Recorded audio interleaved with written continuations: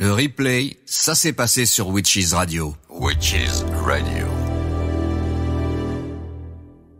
L'univers secret et initiatique de la sorcellerie, c'est sur Witches Radio.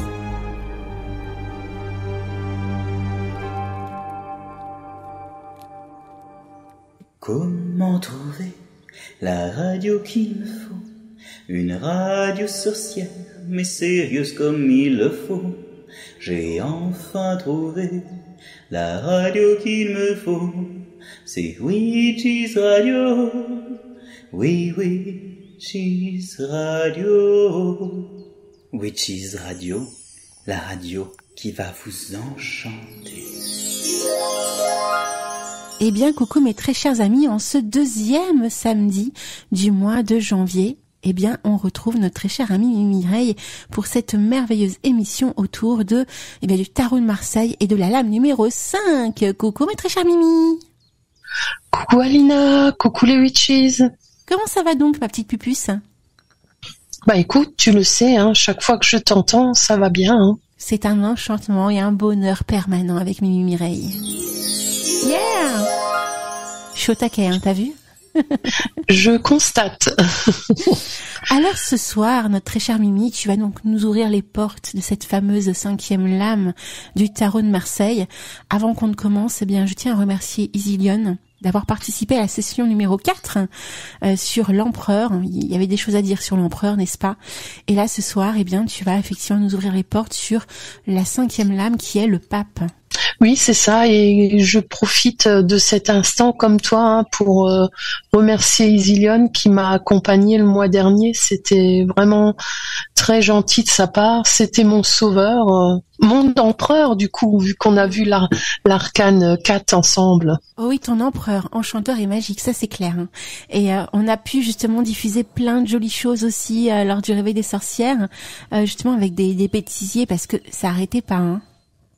Ah oui, c'est souvent le cas quand on discute ensemble, Isilionne et moi. C'est naturel en fin de compte. On le perçoit bien.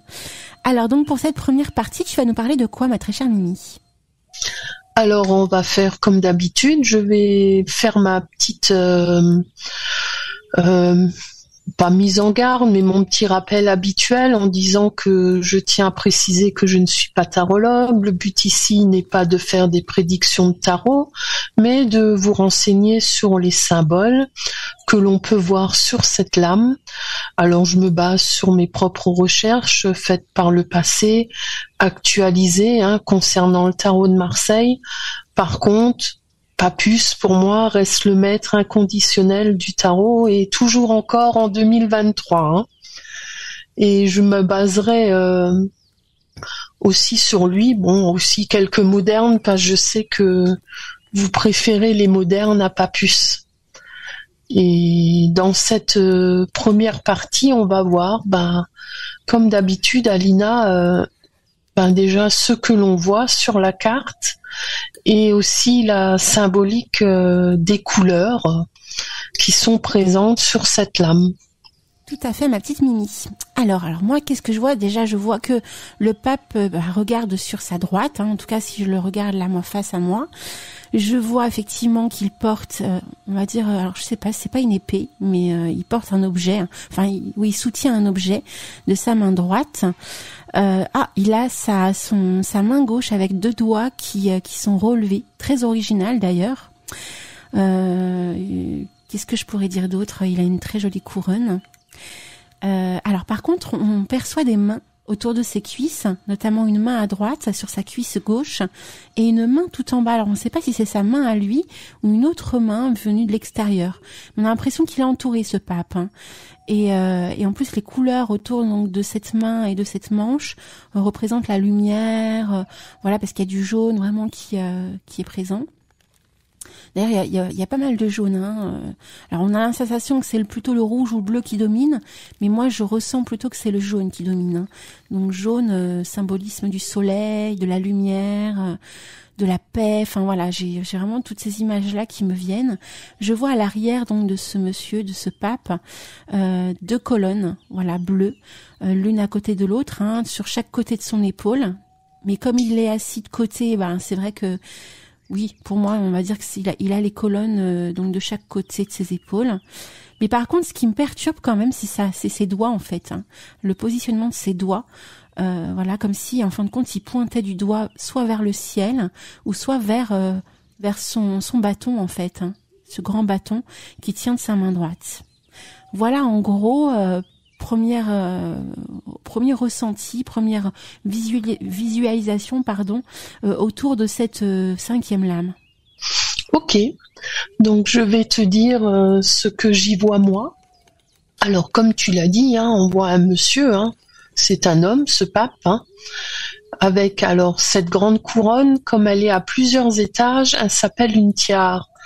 Elle est un peu plus petite que celle de la papesse, mais elle est déjà pas mal grande. Hein. Si tu te souviens, celle de la papesse débordait de la carte. Alors, il a les cheveux longs, blancs, un peu ondulés, on peut dire, et une barbe longue et blanche aussi, ce qu'on peut appeler cette fameuse barbe fleurie.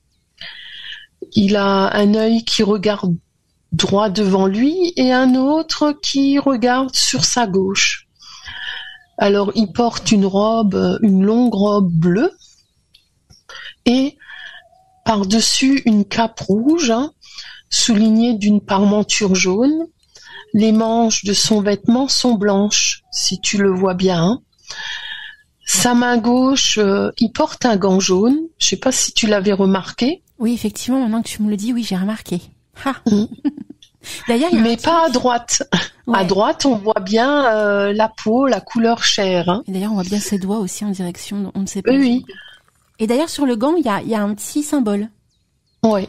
Alors, les doigts dans cette position-là sont en signe de bénédiction. C'est un acte de bénir, hein, par rapport à la royauté ou les papes ou les religions, Alina. D'accord, ouais, tu me l'apprends.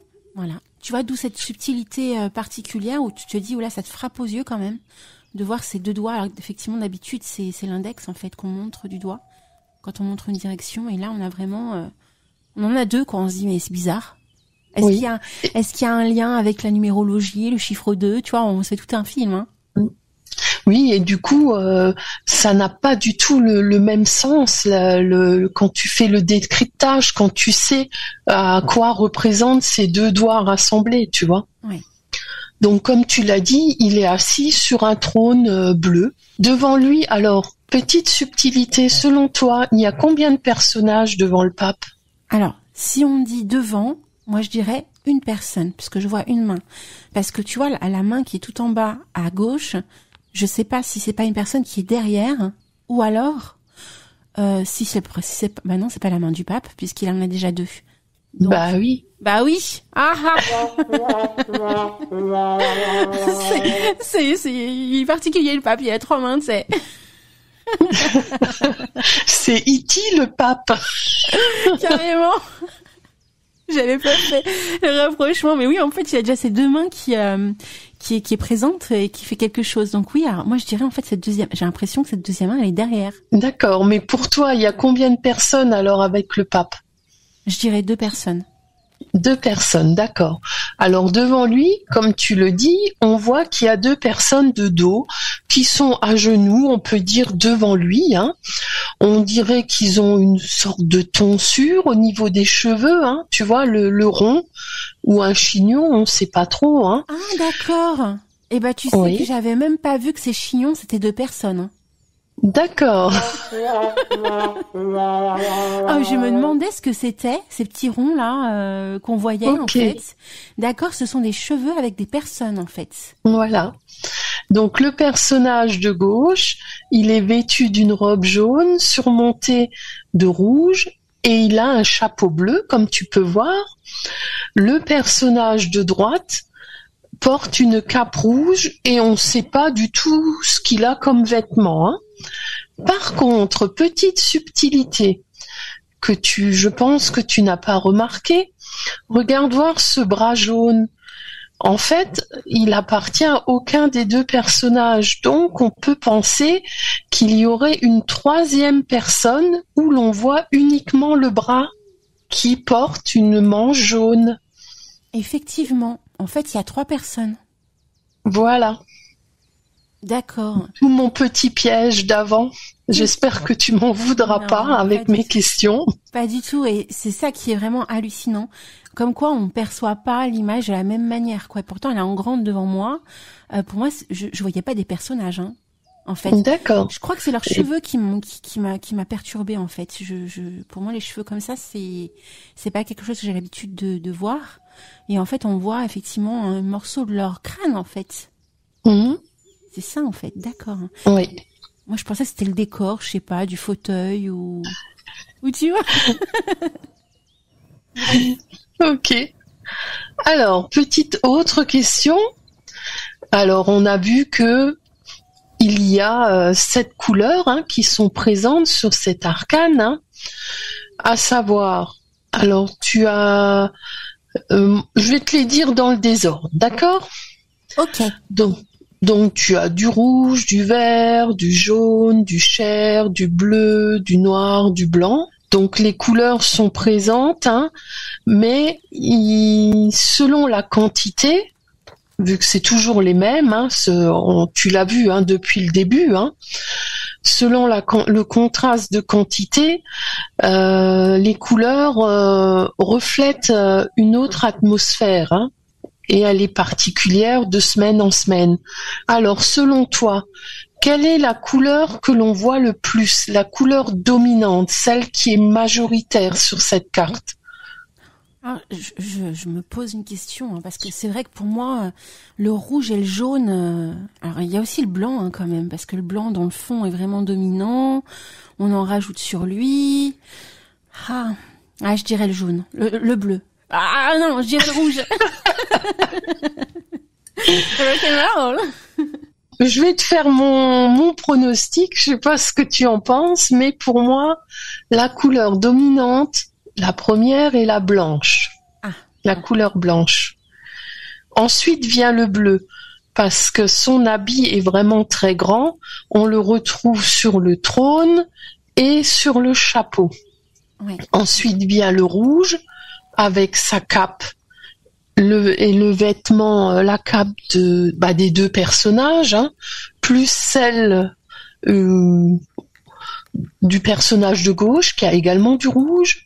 Et le jaune, je trouve qu'il est moins dominant parce que c'est plus de petites touches éparpillées un peu partout en fin de compte. Alors que tu vois, moi je vois que ça, le jaune en fait. Pour moi, c'est le jaune qui règne en maître. Parce que le jaune, comme on l'avait vu ensemble, c'est une couleur qui attire l'œil. Ouais. Et la façon dont le jaune est mis en avant là dans cette carte, on a vraiment la sensation, après tu en parleras au cours de l'émission, mais on a la sensation que ce jaune en fait nous donne un message. Parce qu'on a l'impression qu'il est vraiment mis vraiment correctement en lumière, tu vois. Oui. Et en fait, le contraste des couleurs qui sont autour de lui met vraiment ce jaune en valeur, tu vois. Ensuite, on a la couleur chair, avec la tête des 2 personnages, les mains qui se promènent un peu partout, et le visage du pape lui-même. Et pour finir, on a de petites touches subtiles de vert. Je pense que tu l'as vu aussi, le vert. Du vert. Oui, sur sa couronne. Oui, sur sa tiare. Sur sa tiare. Oui, tout à fait. Alors, la symbolique des couleurs ne change pas de semaine en semaine. Le blanc, c'est l'opposé du noir. Donc, on voit bien que le blanc est majoritaire, le noir est minoritaire. C'est plus des petites hachures, des contours, tu vois. Mais ce noir est important pour montrer cet opposé, mais aussi pour mettre en avant ce blanc, sa grâce, sa transfiguration, la révélation. C'est vraiment la couleur de la pureté, de l'esprit divin, tout ce qui est en rapport avec notre ami le pape. Et c'est vraiment une source de lumière par excellence. Et on voit aussi par rapport à travers ce blanc que il y a un côté initiation, passage d'un état à un autre, et puis c'est le futur, quoi. Donc on va arriver ensuite avec la deuxième couleur qui est le bleu. Le bleu, comme tu le sais, c'est en lien avec le jaune. Ce sont deux couleurs célestes. Le bleu représente le ciel, mais aussi la couleur de l'eau, des océans, du fluide, de tout ce qui circule. Et on voit bien, tu vois, dans cette lame, le mouvement, la circulation du bleu. Il part de l'arrière avec le trône, on le revoit au milieu de l'arcane où est notre pape pour partir sur le côté avec le chapeau d'un des personnages qui est devant lui, tu vois. Donc on voit bien cette circulation harmonieuse, cette fluidité. Et le bleu, on le sait, c'est la couleur du rêve, c'est la couleur de la paix, de la tranquillité, c'est l'attachement au père, c'est l'oxygène, c'est la nuit, c'est l'âme, c'est la féminité, la passivité. Et malgré que c'est une carte purement masculine, avec le pape est un homme, on voit quand même qu'il y a, en plus de son énergie imposante d'homme, masculine, qui a une énergie féminine qui est quand même présente par rapport à la couleur. Et puis évidemment, tu le sais, le bleu, c'est la couleur du secret, du sentiment, de la spiritualité. Ensuite, on va continuer avec le rouge. Alors rouge, c'est la couleur du matériel, c'est la force, c'est l'énergie, c'est la puissance, c'est aussi la couleur de l'amour, de la passion. Ça a vraiment cette couleur est une teinte forte avec vraiment il y a un grand impact avec cette couleur.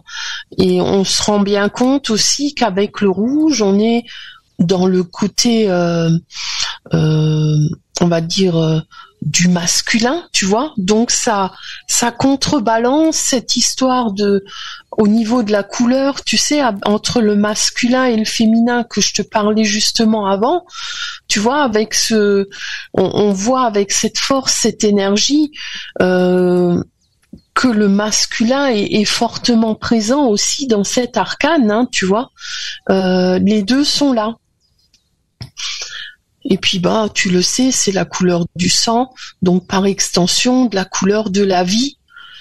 Et on ressent bien cette énergie. Au niveau de ce rouge, on sent une puissance qui domine au niveau du côté passionnel. Tu vois, quelqu'un qui est passionné, qui règne, mais pas de manière négative. Alors peut-être que c'est justement ces subtilités de jaune entremêlées qui font que le rouge est moins intense et moins violent, tu vois, que pourrait l'être le rouge. Ou alors peut-être que cette couleur un peu plus orange et rouge met en avant le côté passion, mais dans le bon sens des choses, et bienveillant, je sais pas. Quelque part, moi je trouve ça représente comme tu disais, la force, mais la force tranquille, tu vois. Voilà. Pas la force du côté négatif et la violence, mais vraiment la force tranquille. Et on pourrait parler, tu sais, la force dans le sens une main de fer dans un gant de velours, tu vois. C'est vraiment une puissance qui émane de lui, mais qui est en harmonie et en bienveillance. Je sais pas ce que tu en penses. Ah mais totalement, tu as trouvé les bons mots. Et d'ailleurs, ça me fait penser aussi, au niveau de ces couleurs, le mélange rouge, orange, jaune, un petit peu à la flamme d'une bougie. Donc au fond... Oui. Et d'ailleurs, à certains moments, pas tout le temps, quand tu allumes une bougie, des fois tu peux voir du bleu aussi. Effectivement, oui, effectivement. Donc on a un peu la sensation, quelque part, peut-être symboliquement, que ça pourrait représenter la flamme du feu.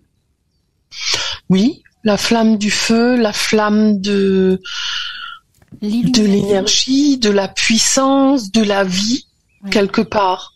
De l'illumination, oui, aussi. Oui. Et le rouge, pour en revenir au rouge, comme on parle de lui, c'est une couleur qui laisse jamais indifférent. elle attire l'œil comme le jaune, mais d'une manière différente. Même si t'as qu'une touche, tu vas voir que lui aussi, hein. Alors on va continuer avec le jaune.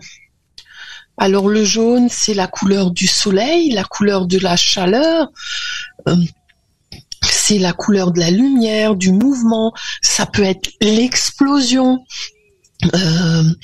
C'est aussi quelque part l'intelligence.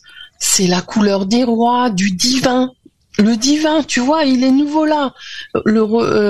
Cette reliance avec, on va dire, tout ce qui est du monde céleste, que ce soit, toute croyance, hein, peu importe que ce soit païenne ou pas, tu vois. C'est vraiment une couleur qui est quelque part vraiment ancré dans cet univers des dieux. Il n'est pas que tourné vers là. C'est très présent en lui, mais avec ces touches de couleur chair, on voit qu'il est pleinement homme, qu'il est pleinement incarné, que c'est un homme à part entière, hein. Et on se rend bien compte de sa part d'humanité aussi et de bienveillance, rien qu'avec son regard, le fait qu'il bénit les personnes qui sont devant lui, on se rend compte que c'est quelqu'un qui est dans la paix, et puis c'est cette couleur chair, c'est la couleur du présent.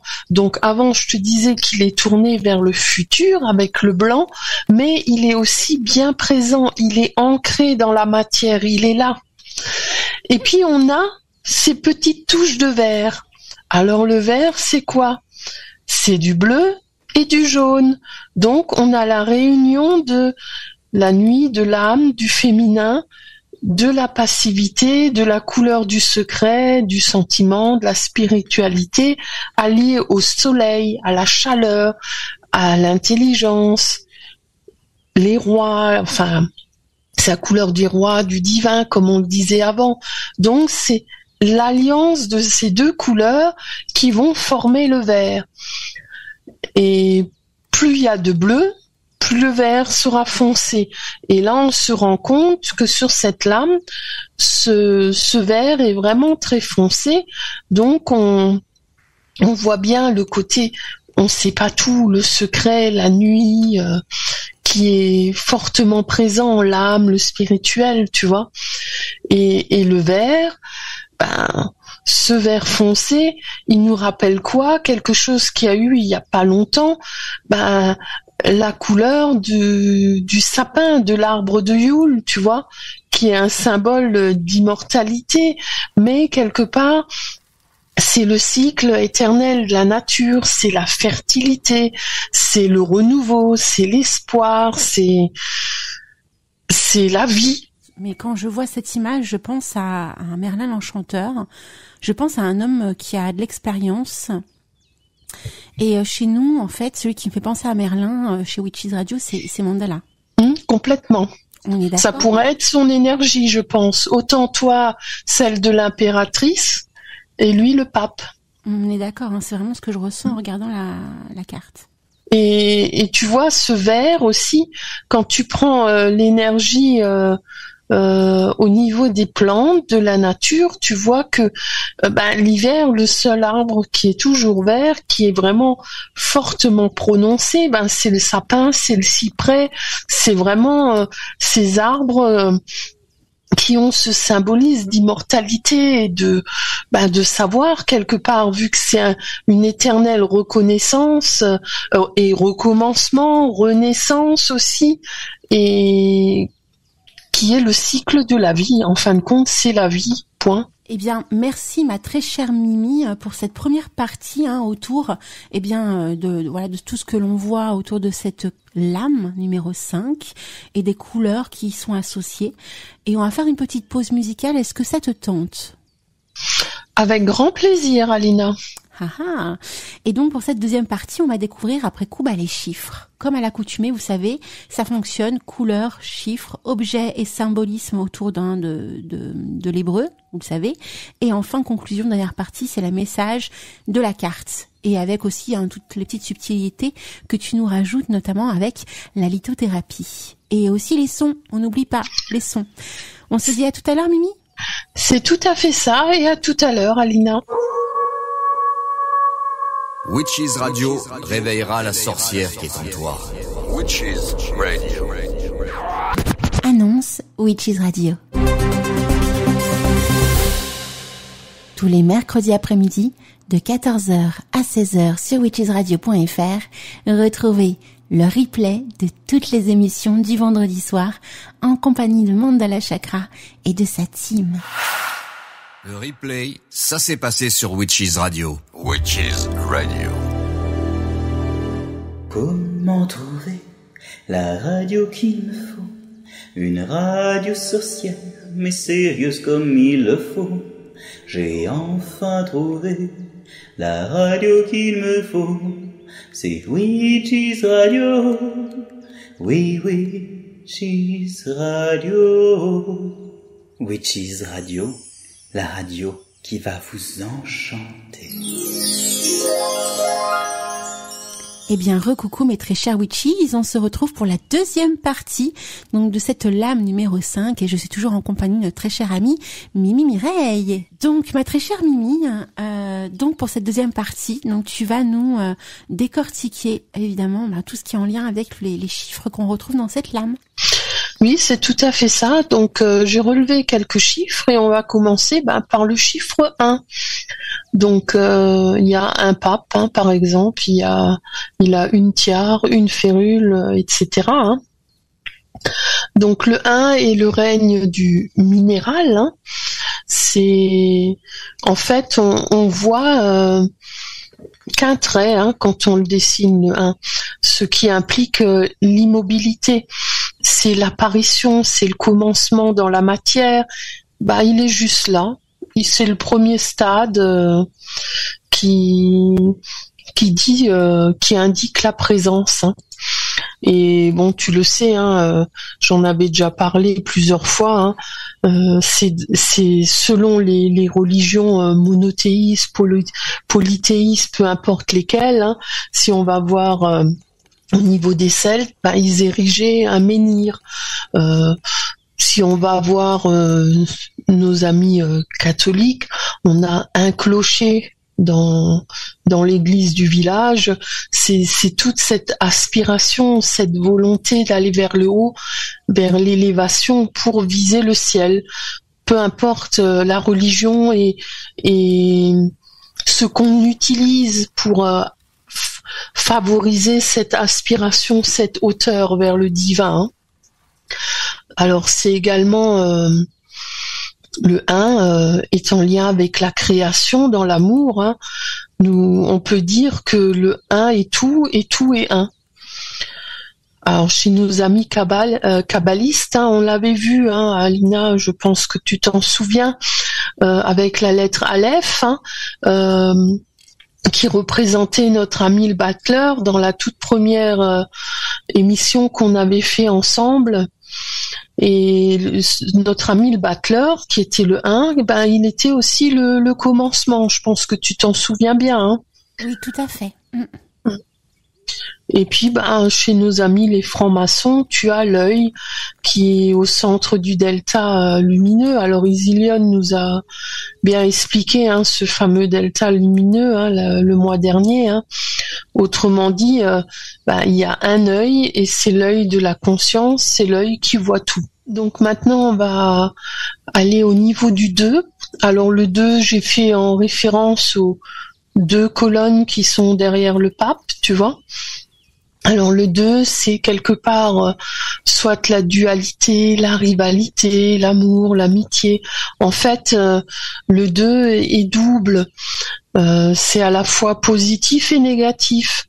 2 peut aussi être l'équilibre, comme l'opposition, mais aussi l'union, l'antagonisme. Alors la dualité dans le sens de différent aussi, hein, comme par exemple au niveau des contrastes, tu as le plus, le moins, l'ombre, la lumière, le masculin, le féminin, mais ça peut être aussi une opposition, le chaud, le froid, le blanc, le noir, le yin, le yang, le matériel, le spirituel. Tous ces éléments-là, quelque part, le matériel, le spirituel, c'est présent dans l'arcane. Au niveau des couleurs, cette couleur bleue qui est en lien avec le côté féminin. Après, tu peux aussi avoir des bleus qui sont dans la notion d'une lutte, comme par exemple la lutte du bien et du mal, tu vois. C'est vraiment quelque chose qui, quand il y a le 2, il se passe quelque chose, tu vois. Soit c'est tout pareil comme des jumeaux, soit c'est une opposition, soit c'est un équilibre. Ce que je te disais, tout pareil, donc l'équilibre, ou alors le contraste, tu vois, ça veut dire quelque chose à chaque fois. Hein. Donc on va continuer avec le 3. Le 3, c'est... on a évolué, hein. On arrive dans le règne animal, hein. Donc le 3, il est composé de 2 courbes, hein. C'est l'animal qui est relié et qui aime la terre, hein. Mais il est aussi tourné vers le ciel, hein. Il est uniquement dans l'émotion et il est même esclave, hein, de ses émotions. Le 3, on le sait, hein, il y a différents pouvoirs, hein, qui sont liés au 3. Hein. Tu as le royal, le sacerdotal, le prophétique. Tu peux avoir aussi la pensée, la parole, l'action, tu vois.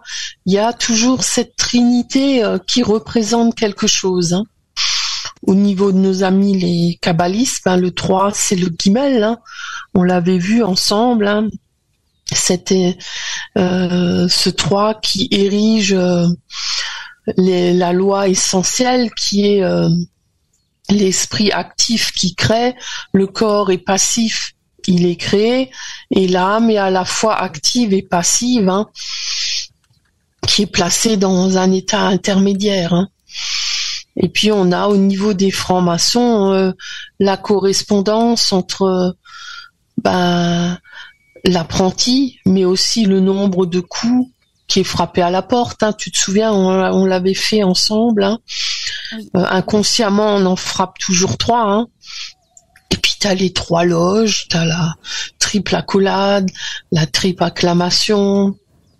En fin de compte, les choses se passent 3 fois, quoi. Hein. Maintenant, on va passer au 5. Pourquoi le 5 ? Parce que c'est l'arcane numéro 5. Hein. Donc le 5 est un symbole d'ordre et de perfection. Alors on pense naturellement à l'étoile à 5 branches ou un pentacle. Les chrétiens aussi ont cette étoile à 5 branches pour symboliser l'étoile de Bethléem. Hein. C'est c'est celle qui a guidé les mages, enfin non pas les mages, les bergers, envers Jésus, hein, et qui témoigneront de la naissance de la lumière du monde. Après tu as le 5, il a une place particulière, hein, dans beaucoup de religions. Hein. Chez les Mayas, par exemple, le 5 pour eux était considéré comme parfait. Il était associé au dieu du maïs, donc le maître de l'agriculture, celui qui a le pouvoir de nourrir. Chez les musulmans, le 5, le 5 a aussi cette grande importance parce qu'il prie 5 fois par jour. Hein. Et puis, comme je te disais, c'est vraiment quelque chose d'important, même au niveau païen. Hein. Tu as ce fameux pentagramme, hein, qui a les 5 branches qui représentent les 4 éléments. Donc tu as l'eau, le feu, la terre et l'air.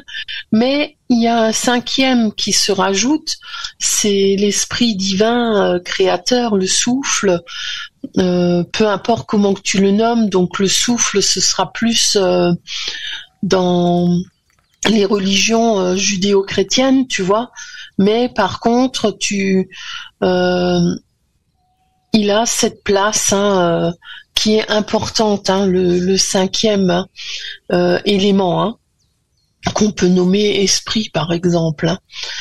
Donc le 5, c'est un homme conscient et ça représente bien notre pape. C'est un sage, quelque part. Un sage, c'est quelqu'un qui a déjà vécu, qui a déjà expérimenté beaucoup de choses. Notre pape, ça se voit sur le visage qu'il en fait également partie. Il a transcendé la nature animale, ça, c'est clair, c'est l'évolution d'après. Il est devenu spirituel. On voit aussi qu'il a une courbe vers le bas, ce qui veut dire qu'il aime la terre et ses habitants.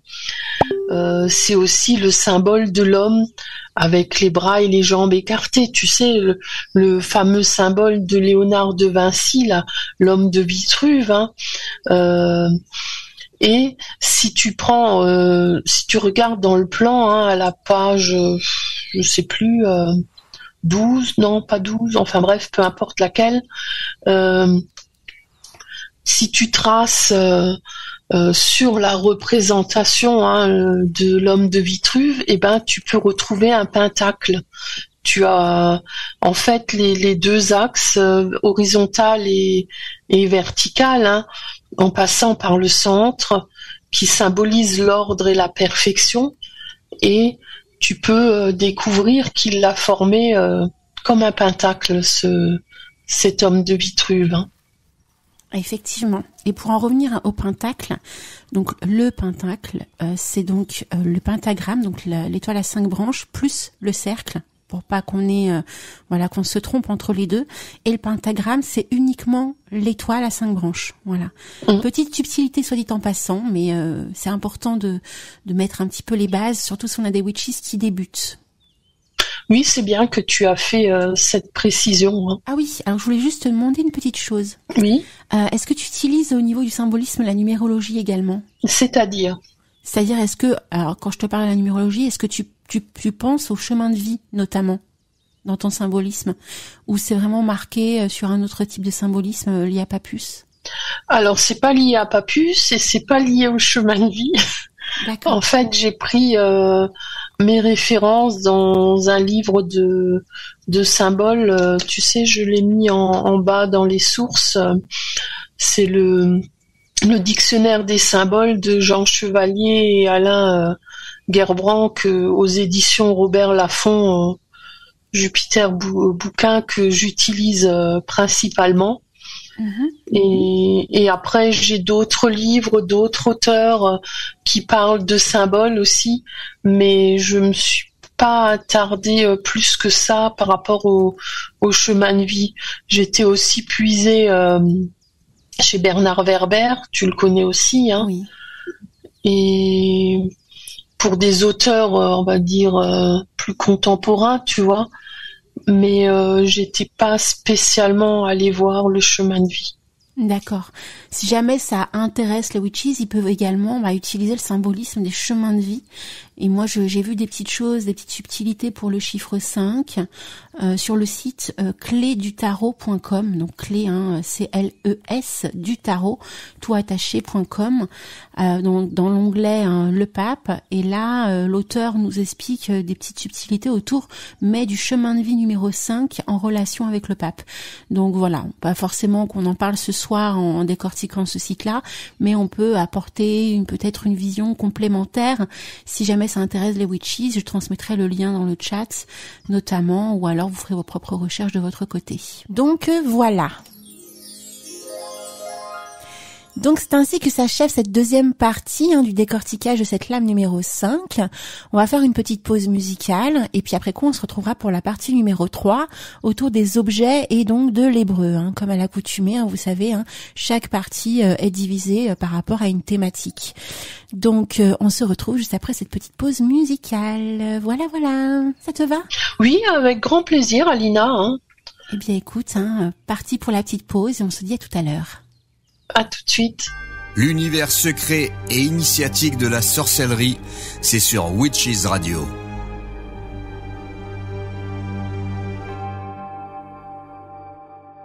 Le replay, ça s'est passé sur Witches Radio. Witches Radio.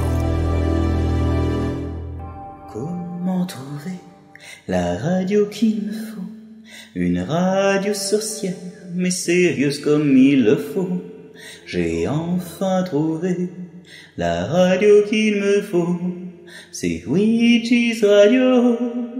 Oui, Witches Radio. Witches Radio, la radio qui va vous enchanter. Eh bien, mes très chers Witches, on se retrouve donc pour la 3e partie, donc cette merveilleuse émission autour donc de cette lame numéro 5 qui est le pape. Et donc dans cette 3e partie, eh bien nous allons donc décortiquer, Mimi va décortiquer toute la partie sur les objets et après coup sur le symbolisme hébreu. Donc on va commencer par les objets, ma très chère Mimi, c'est à toi. On va passer aux objets. Alors on a la tiare. Donc la tiare, c'est une couronne à 3 étages qui est présente depuis l'Antiquité. Tu l'as au niveau de déesses grecques telles que Attis par exemple, d'origine phrygienne. Tu as aussi Mitra qui est d'origine perse. T'as Cérès chez les Romains, ou encore Cybèle, une autre déesse grecque mais d'origine phrygienne également, qui portait toutes des tiares. Après, en Perse, porter une tiare était le privilège des souverains. Notre pape, c'est aussi un souverain. Au Moyen-Âge, la tiare était le symbole de la triple royauté dans l'Église. Donc, c'était le royaume spirituel sur les âmes, la royauté temporelle, mais aussi sur l'État romain, et royauté éminente sur les souverains de la terre. Donc tu te rends bien compte que l'Église a repris de nouveau certains anciens symbolismes qu'elle s'est appropriés. Et aussi cette tiare est en lien avec la Trinité, donc la puissance du Père, tu as la sagesse du Fils au milieu, et en bas, à la base, t'as l'amour de l'Esprit Saint, tu vois. Puis bon, tu as aussi les 3 vertus théologales, théologales en lien avec Dieu, pour le pape. Donc on est bien avec notre ami le pape, qui sont la foi, l'espérance et la chasteté. Donc tu vois, on a à nouveau, c'est le chiffre 3, cette fameuse trinité qui est présente, tu vois. Et maintenant, on va arriver à cette fameuse férule du pape. Alors, c'est un mot un peu barbare qu'on ne connaît peut-être pas trop. Donc, la férule ou la patte du chat parle ici d'une autorité. La férule, ça correspond à un bâton liturgique ou pastoral du pape, avec ou sans croix. Alors, il existe plusieurs modèles. Le plus connu, c'est le bâton pastoral avec cette forme de crosse en haut. Tu sais, c'est le bâton que tu vois que porte dans la main Saint Nicolas. Ah oui, d'accord. C'est ça qui porte Saint-Nicolas, tu vois, je l'avais même pas remarqué. Donc c'est vraiment un grand bâton qui est aussi grand qu'une personne, qu'on appelle une férule, tu vois. Mais il existe, comme celle du pape, donc notre arcane avec 3 traits en travers, horizontaux, ou alors tu as comme celle que le pape François porte souvent avec la croix de Jésus, tu vois. Il existe différents modèles de férules, et c'est toujours de grands bâtons, aussi grands, voire plus grands qu'une personne, souvent dorés. Alors je pense pas que c'est en or massif, mais peut-être de la feuille d'or dessus, Et c'est vraiment un symbole spécifique des papes. D'accord, donc il y a quand même pas mal de symbolisme autour quand même du personnage du pape quand même. Il y a certains symbolismes. Bon, le Saint Nicolas n'était pas pape, il était qu'évêque, mais il avait quand même cette fameuse férule en forme de crosse, tu vois. D'accord. Passionnant, ma petite Mimi. Tant mieux. Alors, on va revenir à la bénédiction. Je t'avais dit au début, là, l'index et le majeur ensemble, les autres doigts repliés, c'est le symbole de la bénédiction. Hein. Bénédiction, en fin de compte, c'est donner de la force à une personne que l'on bénit. Hein. Donc, bénir, c'est sanctifier, hein, en fin de compte, ça veut dire. Hein. Cet acte permet de rendre une personne sainte. Quand c'est le cas d'un religieux, par exemple, qui bénit, tu vois, souvent, je sais pas si tu as déjà vu des images quand le pape se promène. Bon, de nos jours peut-être moins, mais Jean-Paul II le faisait souvent quand il allait dans la foule et qui bénissait des gens qu'il rencontrait, tu vois. C'est vraiment donner, en fin de compte, une énergie, quoi, hein, due par son rang de pape, hein, et en fait c'est une forme d'énergie cosmique, si tu veux. Il bénit il est l'intermédiaire de Dieu, en fin de compte, tu vois. Oui, je vois. Et dans l'Ancien Testament, on a cette action de bénir. Alors la première fois que l'on la voit, c'est Dieu qui bénit le peuple élu, hein, et le Seigneur donne le message à Abraham. Alors Abraham, il faut savoir, pour ceux qui ne sont pas issus de la religion catholique, Abraham donnera par la suite Abraham, c'est le même personnage. Hein. Donc dans la Genèse chapitre 12 verset 2, tu as Dieu qui parle à Abraham et qui lui dit je ferai de toi une grande nation et je te bénirai, je rendrai grand ton nom, sois en bénédiction, tu vois. Donc tout l'Ancien Testament, moins dans le Nouveau, mais dans l'Ancien Testament, la bénédiction a une grande place. On le voit également, souvent le patriarche, le père, hein, de famille, hein, juste avant de mourir, il donne la bénédiction au fils aîné. Alors tu as dans la Genèse, chapitre 27, versets 26-29, « Approche-toi et embrasse-moi mon fils ». Alors, comme Jacob s'approchait, il l'embrassa, Isaac respira l'odeur de ses vêtements, blablabla. Voici l'odeur de mon fils est comme l'odeur d'un champ que le Seigneur a béni. Et à la fin, il dit, sois un chef pour tes frères, que les fils de ta mère se prosternent devant toi, maudit soit celui qui te maudira, béni soit celui qui te bénira. En fin de compte, chacun bénit au nom de Dieu, hein, au niveau de la Bible, la génération d'après, pour perpétuer le message reçu de Dieu par Abraham, tu vois. C'est chaque fois de génération en génération. Mais cette bénédiction, je pense qu'on peut aussi la retrouver pas uniquement dans la religion catholique, hein. Bon, il y a aussi au niveau dans le Nouveau Testament, hein, Matthieu chapitre 26, verset 26, où pendant le repas, Jésus prit le pain et après avoir prononcé la bénédiction, il le rompit, puis le donna à ses disciples en disant « Prenez et mangez, tout ceci est mon corps », etc. Hein. Mais on sait très bien que cette bénédiction du pain a été empruntée à un rite païen. Donc je pense que la bénédiction n'est pas uniquement catholique, mais elle existe aussi dans le monde païen, et je pense que tu as peut-être plus d'éléments que moi au niveau païen.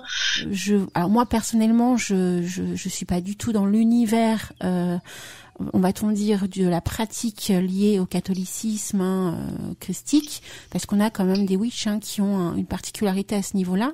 Moi, je ne suis pas du tout intéressée par ça. Voilà, c'est vraiment pas quelque chose. D'ailleurs, dans ma vision, hein, pour moi, s'intéresser à la sorcellerie, c'est s'éloigner Après, c'est ma vision, c'est s'éloigner du dogmatisme religieux monothéiste, tu vois. Donc, à aucun moment dans ma vision, il y a une consonance religieuse monothéiste dans mes rites. Voilà. Et s'il y en a, c'est involontaire de ma part, forcément. Mais on a beaucoup de witches, beaucoup de praticiens qui, pour eux, la religion monothéiste fait partie de leur rite, dans leur manière de procéder à la sorcellerie. Après, je pense que le houdou a peut-être plus d'éléments en lien avec les racines, on va dire, judéo-chrétiennes. Hein. Tout à fait. D'où le fait justement que je m'intéresse pas au houdou parce que trop marqué. Alors même si on me dit mais non, nanana, enfin mais non, mais si, mais j'ai du mal vraiment à aller au-delà de tout ça. Pour moi, il y a la religion monothéiste d'un côté et nos rites à nous de l'autre, tu vois. Donc après, quelque part, je pense que tu sais, quand tu purifies peut-être ta maison, tu vois, ou une pièce ou un outil, le fait après de le consacrer est peut-être aussi une forme de bénédiction païenne, tu vois. Ah, tu veux dire comme ça, dans cette vision-là. Oui. D'accord, j'avais pas perçu. Après, t'es pas obligé de bénir chaque fois une personne non plus. Hein. Dans le dernier exemple que je t'ai donné, avec Jésus qui bénit le pain, tu peux bénir aussi des objets aussi quelque part, tu vois. Oui. Alors, et je pense que au niveau païen, il doit avoir une transcription quelque part. Le repas que tu vas préparer peut être aussi béni, tu vois, même de nature païenne, tu vois. Ouais, mais alors si tu vas dans ce sens-là, parce que je l'avais pas perçu de cette manière, effectivement tous les rites, une grande partie des rites chrétiennes en fait, monothéistes, ont été inspirés de rites païens. Donc à ce moment-là, il y en a énormément. Oui, complètement. Hein. Il n'y a pas une bénédiction type non plus. Hein. Et je pense que bon, après moi j'ai jamais été dans un coven, mais peut-être que dans l'initiation il y a. Je sais pas s'il y en a qui nous écoutent, qui peuvent nous aiguiller, mais il y a peut-être une bénédiction, une intronisation des membres du coven, tu vois. Alors moi je n'ai jamais été en coven. Donc je ne pourrais pas te répondre à ce niveau-là, mais si on a des witches qui veulent et qui peuvent le faire, parce que tu sais que c'est assez, on peut pas tout dire quand on est dans un coven. Comment ça se passe ? Il y a le secret. Mais dans tous les cas, ce que je voulais dire, c'est qu'effectivement, il y a une vraie vision, dans le sens où effectivement, tu vois, ne serait-ce que l'autel, c'est quand même quelque chose de païen de base aussi. Ça a été repris par les religions, donc en fait, ta question, la réponse, elle est simple. En fait, tout a un symbolisme païen. Donc, s'il y a des witches sur le chat ou en mail qui peuvent nous aiguiller sur ce sujet de la bénédiction, ce sera avec grand plaisir d'apprendre de nouvelles choses si c'est possible. Alors maintenant, on va arriver à la croix. Alors la croix, on l'avait déjà vu plusieurs fois. Je vais la faire courte. Hein. On sait qu'il y a la croix solaire, qu'il y a la croix patriarcale, qu'il y a la croix de Hong. Isilionne m'a appris comment la prononcer, cette fameuse croix. Hein. Donc la croix, c'est vraiment quelque chose qui est incontournable, aussi bien au niveau profane que païen. Et puis je vous invite à aller voir les anciens podcasts pour avoir plus de détails concernant la croix. Maintenant, on va aller voir au niveau de la tonsure, Alina, que tu avais du mal à reconnaître. Hein. La tonsure, c'est quoi déjà ? En fait, elle consiste à couper un petit cercle au sommet de la tête. Par le passé, la tonsure indiquait l'entrée en religion. On le voit par exemple chez les moines. Hein. La tonsure est synonyme de consécration religieuse. Donc le don des cheveux symbolise le don de soi. Ce geste symbolise l'offrande totale de sa vie et de son être. Alors je sais que les bouddhistes, ils vont même plus loin que la tonsure en allant dans cette religion, hein, on se rase complètement la tête. Donc c'est vraiment un don de soi, le fait de faire une offrande de ses cheveux. Hein. Et on disait la tonsure et l'habit monastique montrent le dépouillement que le moine a choisi pour sa vie, Et il suffisait de voir un homme avec une tonsure pour qu'il se déclare moine, et il y a eu pas mal d'abus par le passé, et tout naturellement le proverbe qui en découla, c'est l'habit ne fait pas le moine. De nos jours, la tonsure est supprimée. Ce terme est employé uniquement pour désigner une calvitie circulaire. Et on arrive aux fameuses colonnes. Alors en architecture, la colonne est essentielle. Elle est le support, elle représente l'axe à la construction qui relie au tout. Elle est le garant de la solidité de l'édifice.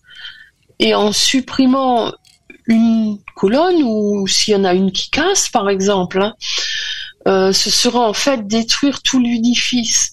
Donc elle symbolise la solidité, et quelque part en voyant 2 colonnes derrière notre pape, ça montre que c'est un homme solide. C'est en plus ces 2 colonnes bleues verticales qui contrastent vraiment dans toutes les courbes de l'arcane. Ça montre vraiment que notre ami le pape, il est bien ancré, il est solide, on peut compter sur lui. Merveilleux, ma petite Mimi. Et donc après toutes ces informations autour des objets qui entourent cette 5e lame, eh bien tu vas passer à tout ce qui concerne l'hébreu maintenant, le symbolisme hébreu. Et là aussi il y a beaucoup de choses à dire, donc on t'écoute, ma très chère Mimi. Oui, de l'hébreu. Alors la lettre hébraïque qui correspond au 5 et au pape, c'est le He. Donc si tu l'écris on va dire en phonétique de notre alphabet à nous, ça, c'est un H. Mais en fait, c'est comme un U à l'envers qui serait pas attaché. Si tu l'écris en hébreu, je pense qu'on peut dire à peu près ça, Alina. Oui, c'est vrai que ça ressemble effectivement à ce que tu expliques. Et donc sa valeur numérique est le 5. Ce qui est en adéquation avec notre arcane. En grec, la lettre qui représente le He, c'est le epsilon, et en français, c'est le E. Alors He, ça veut dire fenêtre et souffle de vie. Donc la gématrie, valeur numérique, c'est le 5, ça on l'avait compris. L'élément associé, c'est l'air qui s'ouvre. Le signe et le symbolisme associé, c'est la fenêtre. Autre symbolisme qu'on peut rencontrer, c'est selon Papus, c'est en lien avec le bélier. Alors bélier, on le sait, c'est le symbole de feu, c'est le masculin. Ce qui vient de rencontrer avec le He qui est féminin. Donc tu as à nouveau cet équilibre féminin-masculin. La couleur associée, c'est le bleu. Et ce qui caractérise ce souffle, qu'on laisse entrer en soi le féminin, le côté passif. Alors, et c'est associé à l'air, car l'air que nous respirons nous permet de nous connecter aux végétaux, à la nature tout entière. Elle est en lien avec l'énergie cosmique aussi. Dieu est en toute chose, il y a un lien avec la loi de l'amour, de la lumière céleste qui descend sur terre. Alors plus haut, je vous avais parlé que c'est en lien avec la fenêtre, le symbolisme. En fin de compte, la fenêtre là symbolise notre âme qui est en lien direct avec notre énergie spirituelle, par l'intermédiaire de notre bouche et de nos poumons. Lina, tu t'en rends bien compte, quand on respire, on peut respirer par la bouche ou le nez, mais l'air qui entre en nous va directement dans nos poumons. La fenêtre, c'est aussi l'ouverture et la fermeture, tu sais. Quand tu ouvres la fenêtre, tu laisses nouveau entrer l'air qui est de dehors, mais l'air, des fois, ne peut pas être forcément uniquement de l'air. Il peut y avoir des insectes, il peut y avoir Amy, ton chat, qui passe par là, hein. Tout à fait, c'est vrai. Et quand tu fermes ta fenêtre, il n'y a plus rien qui passe.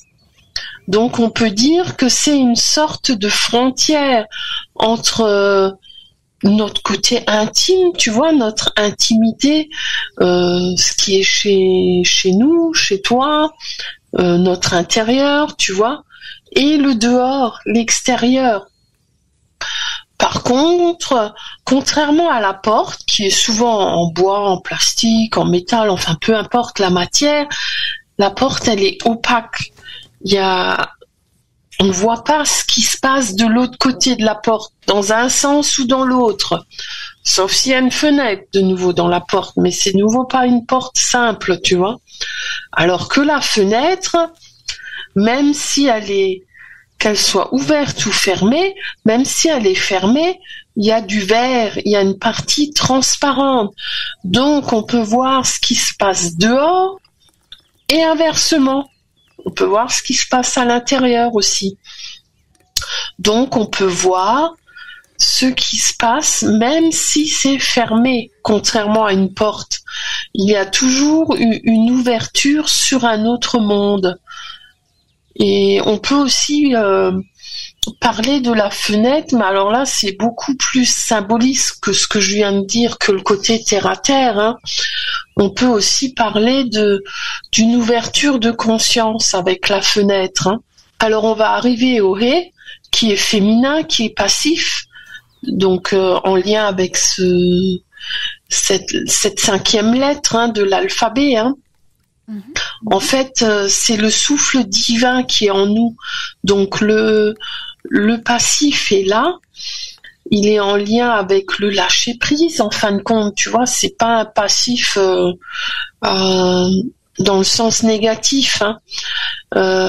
C'est une passivité consciente, on va dire volontaire, qui amène un véritable effort pour une ouverture spirituelle. Par contre, laisser entrer le souffle en soi, quelque part, c'est renoncer à notre ego. Et l'ego, des fois, il peut être costaud, hein. D'ailleurs, moins on fait de choses, plus on essaye de lâcher prise, et plus on l'entend, hein, cet ego, hein. Alors le hé est présent 2 fois, hein, dans le pentagramme, dans le tétragramme, divin. Tu sais, il y avait donc Yod, Hed, Vav, He. Donc on peut dire que le hé est la face féminine du tétragramme et le Yod et le Vav est la force masculine de ce même tétragramme. Donc on peut dire que, alors je vais revenir aux dieux chrétiens, mais c'est pareil avec les dieux païens,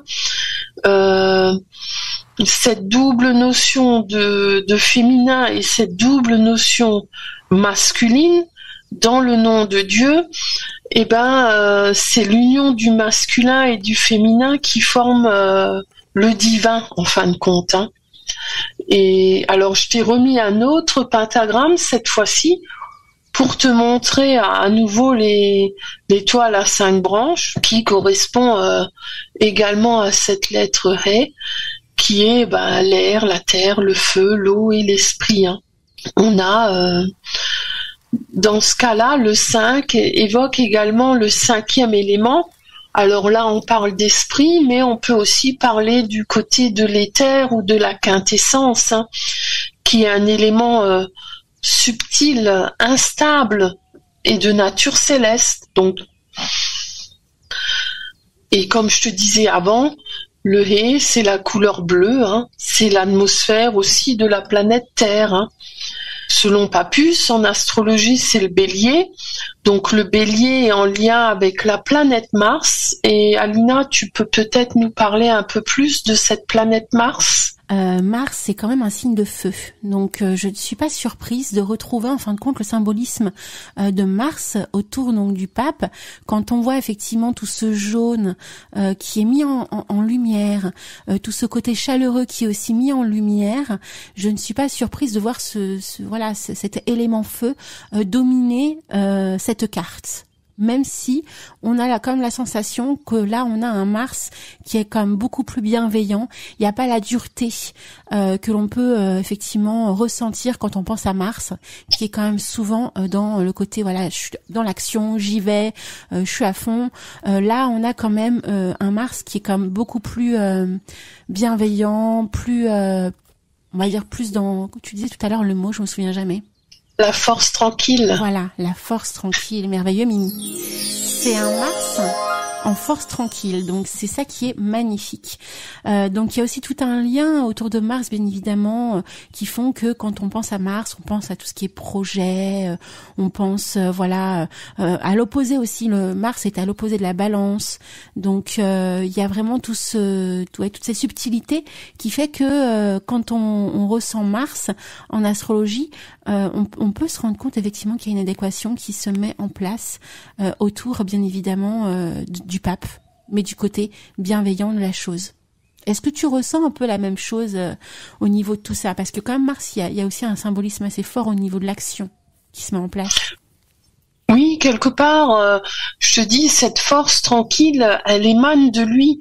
Il y a une force, une puissance qui est présente, même si c'est pas quelque chose de révolutionnaire, tu vois, il va pas tout casser notre pape, mais il y a quand même une énergie de force que je trouve dans cette lame. Et ce qui est marrant aussi, excuse-moi, je te coupe. Pas de souci. Si on décortique Mars d'un point de vue plus, on va dire, ésotérique et symbolique, on dit que Mars aussi concentre toutes ces énergies et les contrôle en fait. Il contrôle et concentre ces énergies, donc toutes ces forces qui sont présentes en nous. Et donc effectivement, on peut voir aussi le symbolisme du pape autour de ça, puisque on voit bien cette force tranquille représentée par cette lame également. Alors je sais pas pour toi, mais Mars, moi je le vois plutôt rouge. C'est peut-être une mauvaise interprétation de ma part, mais quand je pense à Mars, je pense à la couleur rouge qui a aussi une force, une puissance. Alors c'est pas du tout bête, parce qu'effectivement la majorité des gens, et je peux tout à fait le concevoir, prennent Mars comme symbolisme cru dans sa forme, dans sa matière, dans ce qu'il représente. Donc bien sûr, quand on pense à l'action, on pense bien forcément au mouvement, au rouge, au côté passionnel, au côté j'y vais quoi. Alors qu'il y a aussi tout un côté beaucoup plus zen autour de Mars quand il est bien aspecté dans un je cherche mes mots. Dans un thème, j'allais dire dans un signe, dans un thème. Donc effectivement, non, c'est pas une bêtise que quand tu penses à Mars, tu penses au rouge. Et puis Mars est associé au mardi. Le mardi est associé à la bougie rouge, donc c'est un petit peu logique en fin de compte de penser, quand on pense Mars, on pense au rouge. Donc voilà. C'est pas pour faire de la pub, mais repensez à mon chant, le chant des correspondances. Le lundi, c'est la lune. Le mardi, jour de Mars. Mercredi, etc. Et après coup, donc dans la deuxième partie de cette chanson, vous entendez également les couleurs associées au jour de la semaine, et on entend bien que Mars, mardi, est associé à la bougie rouge, avec aussi une autre subtilité associée au type de magie que l'on peut faire en ce jour de mardi, en ce jour de Mars. Donc je vous invite à aller écouter ce chant, le chant des correspondances. Peut-être que je vais le mettre effectivement ce chant, pendant la pause musicale entre la 3e et la 4e partie. Ça vous permettra de vous remémorer également les correspondances en relation avec les jours de la semaine. Et comme on pense à Mars, la guerre, tout ça, on pense au rouge, passion, sang, donc il y a ce côté qui reste ancré en nous à ce niveau-là. Par contre, Isilionne disait quelque chose de très juste le mois dernier. Mars, on le sait, c'est la guerre, c'est ce côté-là, mais aussi au niveau mythologie, les gens priaient Mars, mais pour éviter la guerre aussi, tu vois. il avait aussi ces deux côtés, hein. Tout à fait. Gagner la guerre, mais éviter la guerre aussi, tu vois. Oui, tout à fait. Effectivement, quand on prend un signe, une planète, il faut aussi voir les deux côtés de cette planète. Le côté positif et le côté négatif. Et de toute façon, c'est comme en magie, hein. On prend toujours le côté positif et négatif. En gros, il n'y a pas de positif et négatif. C'est la vision que le praticien a de sa pratique qui l'oriente vers quelque chose. Et Isilien a tout à fait raison. Et effectivement, il faut toujours mettre... C'est comme quand on fait un tirage. Tu vois, quand ta carte est à l'endroit ou à l'envers, elle a pas le même symbolisme. Et bien là, c'est pareil aussi. Complètement. Ok, je pense qu'on a fait le tour pour Mars et on va aller voir maintenant du côté des modernes. Et les modernes, eux, mettent Papus en lien avec le lion. Donc là, on a l'énergie du soleil. Donc le lion, c'est aussi un signe de feu. Par contre, le soleil, il a une autre symbolique que Mars. Alors, qu'est-ce que tu as à nous dire par rapport au soleil en astrologie ? Le soleil, c'est tout puissant. D'ailleurs, quand on pense au soleil, on pense à qui ? Au Dieu. Oui, mais à Louis XIV. À Loulou. À Loulou. Et donc, c'est pour ça. Alors, j'ai moins fait de recherche. Pourquoi ? Parce qu'on en avait déjà parlé du soleil énormément. Et dans quelle lame ? Est-ce que tu te souviens dans quelle lame on avait parlé du soleil ? Énormément du soleil. Je sais plus. C'était avec le battleur peut-être. Oui, mais pas que. On avait fait une émission l'année dernière, je me souviens, pas une émission en fait. L'année dernière, donc cette émission-là que vous entendez ce soir était répertoriée dans le Réveil des sorcières. Et on avait énormément parlé donc du soleil. Et donc je vais pas réitérer tout.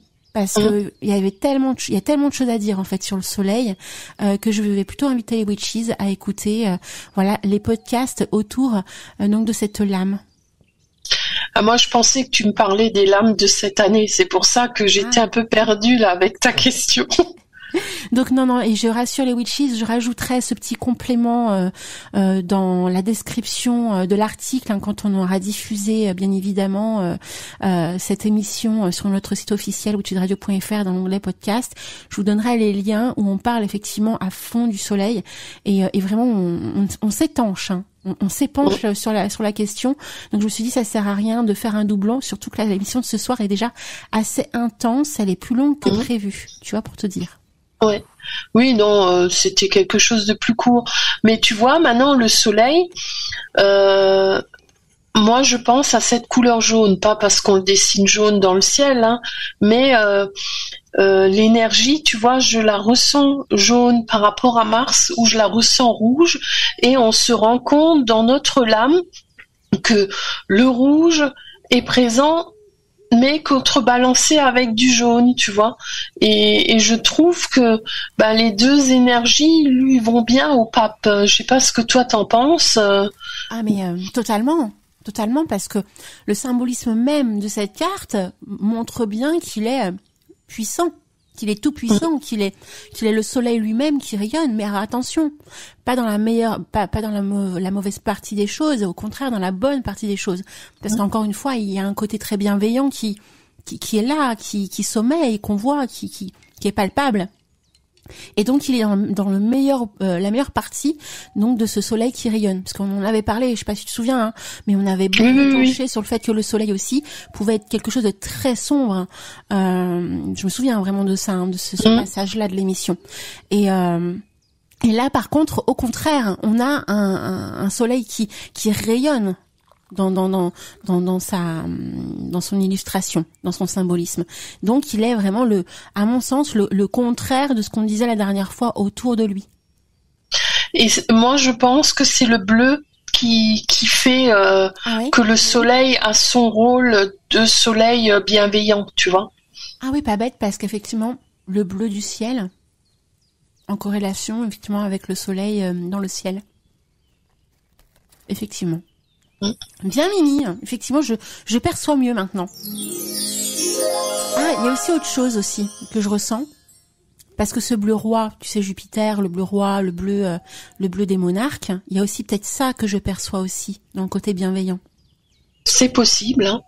Tu vois l'important quand on voit le tarot de Marseille, on a de la première lame à la dernière, hein, les 22 arcanes, on a toujours les mêmes couleurs qui sont représentées, avec le vert plus ou moins, hein, ou pas du tout, mais les couleurs principales, le rouge, le bleu, le jaune, la chair, le blanc, sont toujours là. Mais le contraste de quantité n'est pas le même. Et le fait d'avoir ce contraste de quantité différent exprime complètement autre chose dans notre arcane. Et c'est pas que le dessin qui fait exprimer les choses, je trouve. D'accord, oui, je vois ce que tu veux dire. Mais effectivement, je trouve que ça coule de source, en fait. Et toi, pour toi, alors il est plus Mars ? Donc plus version Papus ou plus version moderne, plus Soleil, notre pape ? Alors, c'est assez étrange parce que je perçois les deux, en fait. Je pense qu'il peut être les deux, en fait. De base, il montre une image de sagesse, mais il peut être sombre. Tu vois ? Donc, suivant aussi, on peut le ressentir aussi suivant la façon dont nous sommes émotionnellement. Tu vois ? C'est vrai aussi, ouais. On peut le ressentir bien, bienveillant, si nous-mêmes on se sent bien et dans de bonnes conditions pour accueillir cette lame. Par contre, si on est dans de mauvaises conditions pour l'accueillir, on peut ressentir l'énergie plutôt négative de cette carte. C'est sûr. Et puis là, on décortique lame après lame. On n'en a qu'une. On n'a pas les lames autour, hein. Donc si on avait, je sais pas, le diable à côté, ou alors oui, ou la tour, ou alors une lame plus soft, genre, je sais pas, l'étoile, on va dire. Eh ben, l'énergie n'est pas la même et ça veut pas du tout dire la même chose, quoi. Hein. Tout à fait. Après l'association, hein, des cartes. Mais là, on n'est pas dans l'association des cartes. Ce soir, on est lame après lame, quoi. Oui. Et peut-être que ça pourrait être aussi une idée de suite, après que tu aies fait toutes les lames. Enfin, on a encore du boulot, hein. Enfin, oui, on n'a pas fait les 22, Alina. Hein. Voilà, tu as encore pas tout fait, mais ça pourrait, voilà, dans une continuité, proposer, pourquoi pas, après coup, ces possibilités d'interprétation. Donc, on a le temps de voir venir, comme on dit. À voir. Après, faut voir, peut-être il y a d'autres choses plus intéressantes, ou alors voir les mineurs aussi, parce qu'elles font aussi partie, tu sais, les arcanes mineurs du jeu, hein, de tarot, hein, ou voir d'autres cartes, hein, que ce soit oracle ou tarot, il y a de quoi faire. On verra par la suite. Faudra qu'on en discute. Tout à fait, ma très chère Mimi. Bah en tout cas, c'est une très très bonne conclusion, ma très chère Mimi. Et puis bah écoute, ça va être l'heure de la pause musicale. Tu te rends compte, ça passe vite, hein ? Oui, je vois pas le temps passer. Hein. De toute façon, avec toi, je le vois jamais passer, hein, le temps. Je te rassure, c'est réciproque, ma très chère Mimi. Moi, c'est pareil. Hein. On ne voit pas le temps passer quand on fait les enregistrements. Et je vous dis pas quand on passe l'émission derrière, hein, parce que vous n'entendez pas tout, hein, bien sûr. Hein, je fais des montages, mais on fait aussi des échanges avec Mimi. Et des fois, il y a des petites subtilités dans l'enregistrement que je ne peux pas diffuser parce qu'on n'a pas le temps de tout mettre. Et donc, ce sont généralement des parties, en fait, hein, des extraits, les meilleurs moments, à mon sens, à chaque fois, hein, de chaque lame. Donc, on va se laisser pour une petite courte pause musicale et on se retrouve juste après. Ok, Alina. L'univers secret et initiatique de la sorcellerie, c'est sur Witches Radio.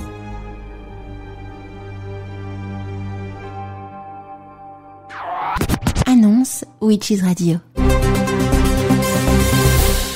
Chaque samedi soir sur Witches Radio, c'est la magie et l'enchantement avec les murmures du chaudron de 21h à 23h. Le replay, ça s'est passé sur Witches Radio. Witches Radio. Comment trouver la radio qu'il me faut? Une radio sorcière, mais sérieuse comme il le faut. J'ai enfin trouvé la radio qu'il me faut. C'est Witches Radio. Oui, Witches Radio. Witches Radio. La radio qui va vous enchanter. Eh bien, mes très chers Witches, on se retrouve pour la dernière partie, la 4e partie de la lame numéro 5 du tarot de Marseille, qui est donc le pape. Et je suis toujours en compagnie de Mimi Mireille. Ça va, ma petite Mimi ? Oui, ça va, je suis toujours là. merveilleux. Et donc là, eh bien, on va découvrir le message, de cette lame particulière. Tu vas nous faire découvrir plein de belles choses, comme à chaque fois cette fin d'émission autour d'une lame en particulier. Et là, qu'est-ce que tu as donc à nous dire? Alors, on va parler du pape et on se rend compte qu'on est dans un autre univers que celui de l'empereur. Là, on voit qu'il est accompli, qu'il met en pratique, en fin de compte, ce que l'empereur a entrepris, a initié, a commencé. Le pape est quand même très spirituel, même s'il est ancré dans la matière. On a vu pourquoi, avec tout ce qu'on a décortiqué en amont. Le pape, c'est la sagesse, c'est l'enseignement, il est le porteur de la foi, mais aussi un bon guide dans la recherche d'une divinité ou d'un dieu. Si on se pose des questions de cet ordre-là, on peut demander de l'aide au pape. Alors le pape, c'est un guide bienveillant, ça on l'avait vu ensemble, qu'il avait un regard bienveillant, mais c'est aussi le savoir, la réconciliation, la transmission, la progression, la sagesse. Les deux colonnes qui sont derrière lui montrent la stabilité éternelle, et les deux personnes, alors les deux convois qui sont à ses genoux devant lui, représentent la voix passive et la voix active. Ça, tu peux t'en rendre compte, Alina, par les vêtements qu'ils portent, tu vois, et cette touche de bleu des deux personnes qui sont devant, qu'on voit bien. D'accord. Alors la tiare du pape est en lien avec le triple pouvoir du pape, donc ça on l'a vu dans la symbolique de la tiare, je vais pas revenir dessus. Le signe de bénédiction que fait le pape avec ses doigts laisse à penser à la transmission d'une connaissance, tu vois, en fin de compte. Et la croix à 3 branches que l'on voit sur sa férule montre son pouvoir dans les 3 mondes, c'est-à-dire le pouvoir spirituel, le pouvoir terrestre et le pouvoir matériel. Donc avec le pape, on est vraiment en lien avec ces 3 mondes, ces 3 royaumes quand on tire cet arcane. La papesse a préparé la naissance, quelque part l'éclatement sans but de l'impératrice et la stabilité avec l'empereur. Le pape, lui, apporte l'idéal, le chemin vers une dimension idéale. Le pape est aussi quelque part un médiateur. On parle d'union avec lui entre le ciel et la terre, d'émergence vers un idéal, un désir de communiquer, la révélation de secrets, montrer la voie, entre autres. Quand on regarde le pape, alors je sais pas ce que t'en penses, Alina, j'ai mis une photo dans le plan. Pour moi, le pape, si tu prends, alors je te dis pour toi là, la page 13, et quelque part le pape, je trouve qu'on peut le comparer quelque part, on peut y voir Saint Nicolas dedans ou le Père Noël.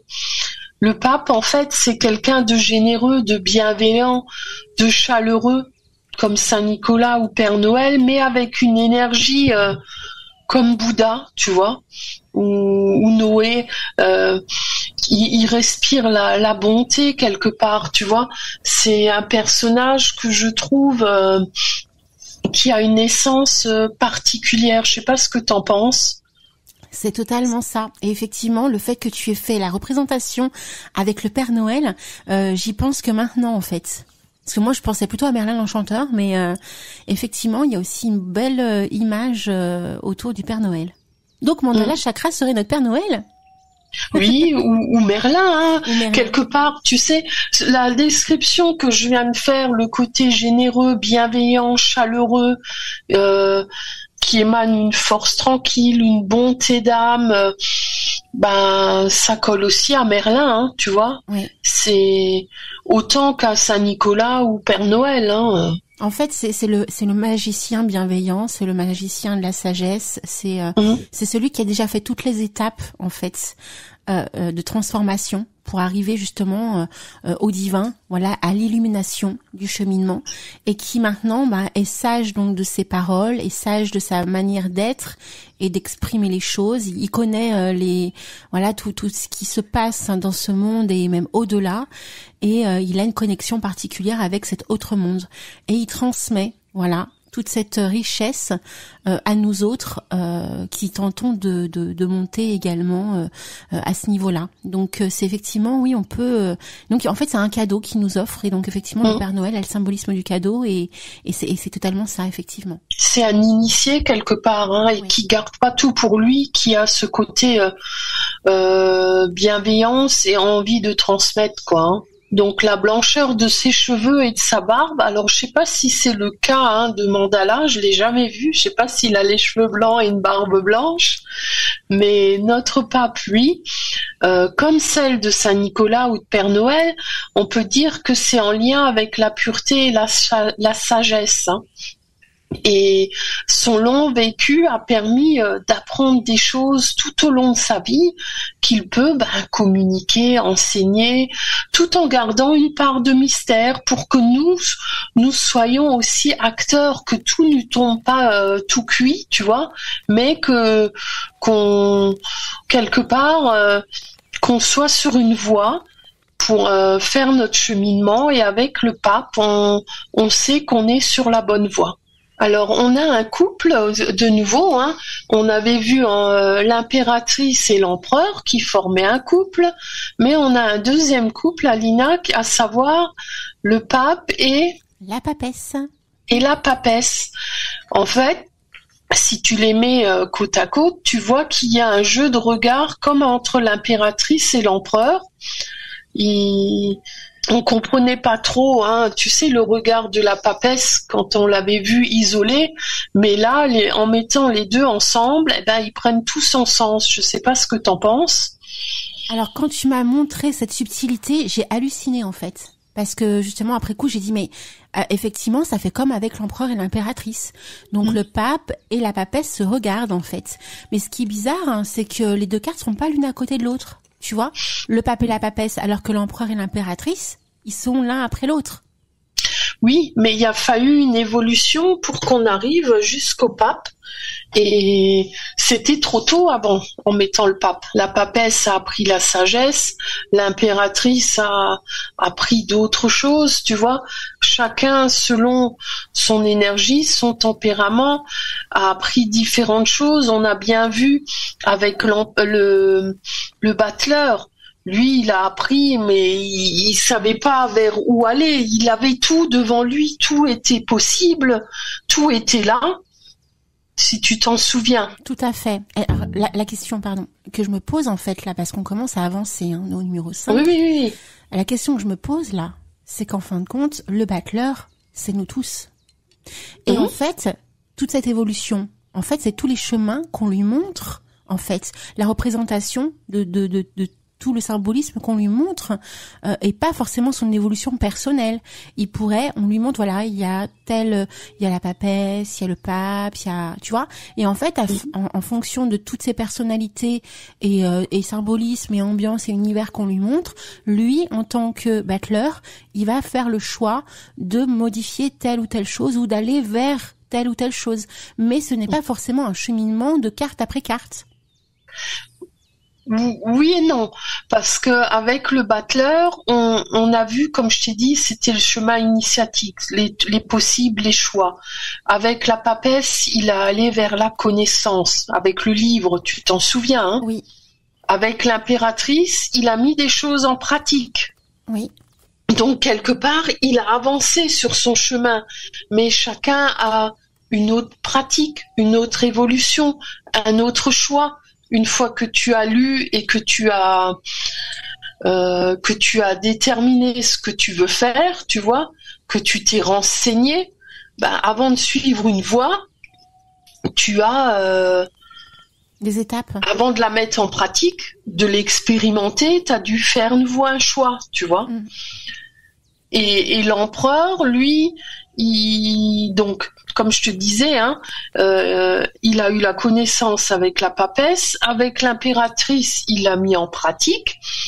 Avec l'empereur, là, on est dans un autre univers. Parce que là arrive la force, l'équilibre, la sagesse de l'initié quelque part, tu vois.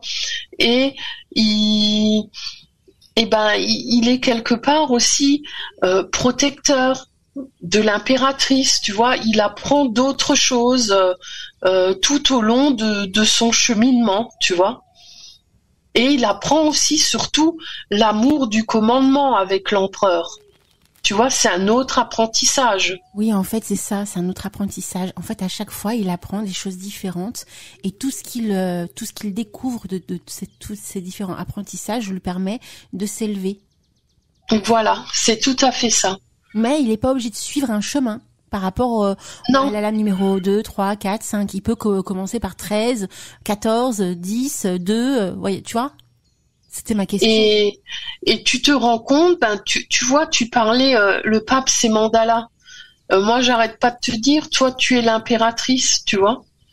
On a une essence, une énergie qui est en nous, qui est par rapport à notre tempérament, notre façon d'être, qui fait ressortir l'une ou l'autre des arcanes. Comme moi, je te disais, moi, je suis la papesse, tu vois. Oui. Dans ma façon d'être. Et on pourrait aller même plus loin. On pourrait se dire qu'en fonction justement de la lame qui pourrait nous correspondre, on pourrait choisir soit de développer les subtilités de certaines lames qui vont après la nôtre, qui nous est le plus attitré, et après coup faire le chemin inverse et retourner à la base. Pourquoi pas ? Tous les chemins, toutes les évolutions, les régressions sont possibles, hein. D'accord. Il y a pas vraiment de chemin tracé, quoi. La vie, il y a pas de parcours type dans la vie, hein. C'est vrai, mais tu peux aussi choisir certains combats, certaines particularités à développer chez toi, sans pour autant l'acquérir de manière totalement aléatoire. Tu vois ce que je veux dire ? Et choisir une lame en particulier à développer dans ta vie. Tu vois ce que je veux dire ? C'est possible, mais il faut déjà être convaincu, être sûr d'avoir une réelle osmose avec cette lame-là, tu vois. Ouais. D'être que c'est vraiment celle qui nous correspond, tu vois. D'accord. Passionnant, Mimi. Passionnant. Merci. Alors j'étais arrivée au couple que forment la papesse et le pape, hein. Quelque part, on peut dire qu'ils sont opposés et complémentaires en même temps. Ils enseignent tous les deux, donc ça c'est complémentaire, tu vois. Et en fin de compte, ils ont aussi en commun des vertus, le pouvoir, et ils peuvent être des modèles. Et tu vois, ils sont deux. Donc, on a à nouveau ce symbolisme d'opposer un homme, une femme avec le deux, tu vois. On se rend compte qu'il y a plein de choses qui se passent. Et la fonction du pape, c'est qu'il est l'intermédiaire entre Dieu, le divin, peu importe comment tu le nommes, et les hommes. D'accord, magnifique. Et la papesse, elle, c'est la figure maternelle, c'est l'enseignante, elle est la mère de famille. Par contre, il y a aussi quelque chose qui est subtil. Pape, mot latin, hein, pape, si tu le traduis, c'est papa. Oui. Donc, quelque part, il est le papa, il est le père. Comme la papesse, elle enseigne, il est le père de famille, tu vois. Et dans la matière, tous les deux, on peut dire qu'ils forment un couple également, comme le père de famille et la mère de famille. D'accord, ouais, effectivement, le symbole est là, quoi. Si tu regardes leur tenue vestimentaire, tu vois qu'elles sont dans le contraste, un opposé. Tu as ce bleu et ce rouge qui est présent chez le pape comme chez la papesse, sauf qu'ils sont à l'opposé. La papesse a cette cape bleue et sa robe rouge, alors que le pape, c'est l'inverse. Et tu vois, elle n'a pas de barbe et de cheveux blancs. Par contre, elle a un voile qui sort de sous sa tiare. Tu vois, ils ont tous les deux une tiare, hein. Et d'ailleurs, on peut voir que c'est la même tiare, sauf que celle de la papesse est plus grande que celle du pape. Et tu as ce blanc au niveau de la tête, comme pour le pape, tu vois. Effectivement. Et on perçoit aussi autre chose. Le pape, il est entouré de personnes et la papesse, pas du tout. Oui, elle est isolée, elle est toute seule. Elle est dans le livre, elle est dans... En fait, c'est ce que je te disais avant. La papesse, elle est dans le livre, dans les écrits, dans l'étude. Oui, dans l'étude. Alors que le pape, lui, il est déjà plus dans la transmission. Lui, il est déjà initié, tu vois. Elle est au début du chemin. D'accord. Et... même s'ils sont complémentaires et qui forment un couple, tu vois. Et on pourrait pas ressentir autre chose. C'est-à-dire que la papesse est aussi dans la transmission, sauf que les personnes à qui elle transmet ses connaissances, on ne les voit pas. Et en fait, là, on le voit au niveau du pape parce qu'il y a une évolution qui s'opère de ces personnes qui reçoivent la transmission. Et c'est pour ça qu'on les voit sur la carte. C'est possible aussi. De toute façon, chacun d'entre nous, on transmet toujours quelque chose, même sans vouloir faire de la transmission. Ouais. Rien qu'en étant soi-même. Hein. Mais tu vois, c'est comme si en fait on voyait visuellement avec le pape les tenants et les aboutissants de ce qu'a permis la papesse et toutes les autres cartes. Si on prend 1, 2, 3, 4, 5 dans la continuité, c'est comme si on commençait à percevoir visuellement à quoi ressemblerait l'initié dans son évolution. Oui. Tu vois ? C'est pour ça que je te disais depuis le début, c'est un chemin, c'est une évolution, une progression, tu vois, avec le tarot. Ouais. Non, c'est puissant hein, quand même. Hein. On peut y passer des heures en fait. Hein. Donc. Ah oui. Rien qu'avec une seule lame, on peut passer un mois rien qu'à parler d'elle. Hein. Peut-être même plus. Vous imaginez un mois d'émission? Alors déjà moi qui ai fait 6 heures d'émission. Tu manges plus, tu bois plus, t'es fini quoi. Là, on a saoulé tout le monde. Là, il y a plus personne qui écoute la radio. Non, pas forcément. Hein, tu sais, il y en a, ils laissent et puis ils dorment et puis ils reviennent. Ah, elles sont encore là, c'est pas possible. On va continuer, Mimi. Oui. Et après, bon, ce qui est important aussi, c'est quand t'as ta lame, ok, il y a le côté, on va dire cérébral, ce qu'on fait nous, le décortiquage. Hein. Mais après, il y a l'intuition aussi qui rentre en ligne de compte, hein, qu'il ne faut pas oublier. Hein. Oui, tout à fait. C'est vrai. D'où justement la chose que tu fais très bien en début d'émission, c'est-à-dire que tu nous invites à nous connecter à la carte, à voir ce que l'on perçoit, et après coup tu décortiques, puisque toi tu as beaucoup plus développé la visualisation de la carte, et nous on voit peut-être pas des choses aussi, ou toi tu vois peut-être pas des choses qu'on voit, et dès le départ il y a cette opération qui s'opère quoi. Mais moi, je suis dans le terre-à-terre, je suis dans le cérébral quand je vous fais un retour. Là, il y a pas d'intuition.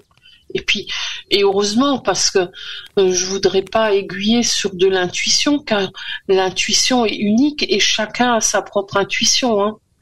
Oui, c'est vrai. Chacun perçoit et ressent la chose à sa manière, tout à fait. On va peut-être maintenant voir comment on peut s'approprier l'énergie de notre ami le pape. Alors en lithothérapie, on peut peut-être commencer par mettre une améthyste. Alors il parlait d'une améthyste Shambhala ou une améthyste de Namibie ou une améthyste de Brandenberg. Bon, personnellement, moi j'ai une améthyste tout simple, hein, j'ai pas cette améthyste spécifique, mais je vous ai quand même mis une photo pour voir à quoi elle ressemble, hein. Et on voit bien, c'est une améthyste brute, hein, qui est un peu travaillée, mais qui est un peu particulière, hein. Et on voit bien qu'il y a des parties mauve-violette transparentes sur une espèce de socle. Et en fait, c'est une pierre intéressante en méditation qui aide à la guérison et qui aide à la médiumnité, hein. Donc ça peut être intéressant avec notre ami le pape pour rentrer en connexion avec lui. Je sais pas si tu la connaissais, cette variété spécifique d'améthyste, Alina. Alors moi j'ai beaucoup d'améthyste à la maison, bien sûr. J'adore l'améthyste, hein. C'est ma pierre préférée avec la pierre de lune noire et blanche. Et aussi j'ai une autre pierre aussi que j'adore, mais je m'en souviens plus du nom. Qu'on utilise beaucoup pour les miroirs noirs. L'obsidienne. Voilà. Merci Mimi. Voilà. Ça, ce sont mes pierres. Voilà. Tout le reste que j'ai en pierre, c'est des pierres traditionnelles qu'on trouve sur le chemin et tout et tout. Et donc, pour revenir à ta question, je ne connaissais pas ce type, le Shambhala, et elle est magnifique. Hein. Après, il existe énormément de variétés selon d'où elle vient, selon comment elle est travaillée, jusqu'à arriver à nous, quoi. Hein. Et tu sais quoi? On a l'impression que c'est un château, en fait. Un château enchanté, rempli de magie, en fait. Tu vois, l'imagination. Oui. Ah ouais, elle est sur un rocher et tout, c'est toutes les tours et tout qui pointent vers le haut avec la magie à fond et tout, lumineuse. Mais elle est magnifique, cette pierre. Hein. Le château de Disney. Pas forcément Disney, hein, mais... Non, mais je plaisantais. Un château magique, ça c'est clair. Hein. Un château avec une enchanteresse à l'intérieur. Et un pape, bien sûr. Voilà, il y a du monde. Hein. Il y a toutes les lames du tarot de Marseille. Et puis il y a une deuxième pierre qui peut aider. Alors elle s'appelle la damburite. Alors personnellement je la connaissais pas celle-ci. Tu me l'aurais montré, j'aurais cru que c'était un quartz rose, hein. Mais non, c'est une damburite. En fait c'est une pierre de couleur rose avec un peu de blanc. C'est des couleurs vraiment douces, hein. Et comme le quartz rose, hein. Et alors elle est pas trop travaillée non plus celle-ci. Et la partie rose, on peut dire qu'elle est en lien avec le domaine angélique, donc elle peut aider à soigner les blessures de l'enfance, tu sais, ou notre enfant intérieur, tu vois. Et cette pierre incarne l'énergie, l'amour, la guérison universelle.